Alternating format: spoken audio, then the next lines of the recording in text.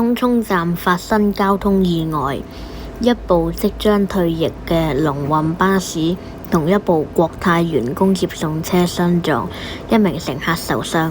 下午2點半，本台正係拍攝 X1 行車片。當巴士準備離開總站時，懷疑巴士司機因為視覺關係見唔到旅遊巴，導致撞車。從影片可見，巴士車頭嘅擋風玻璃撞碎，而旅遊巴左邊嘅玻璃更成塊裂開。車長其後打開前門落車，觀察損毀嘅情況，同埋打返公司報告意外。巴士嘅泵把成塊甩咗，但車頭燈就未有損毀，而旅遊巴嘅車身亦都刮損，玻璃亦都碎裂。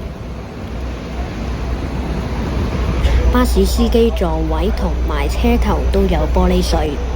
巴士當時載有大約20名乘客，亦都有3至4名行車記錄員或者係巴士迷。國泰員接車其中一名乘客嘅頭、手同埋腳部受傷，但係冇大礙。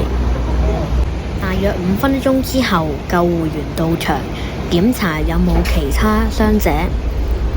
啱先嘅乘客亦都上到救護車治理。10分鐘後，交通警員到場。事發後，有職員企喺馬路維持秩序。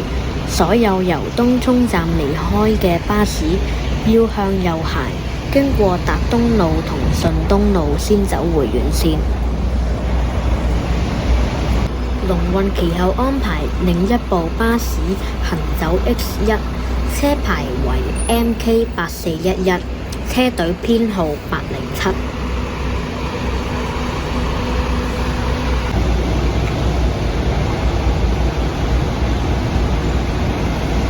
巴士其後退後，停泊喺東涌站巴士總站落客站，而旅遊巴就停喺東涌市中心巴士總站內。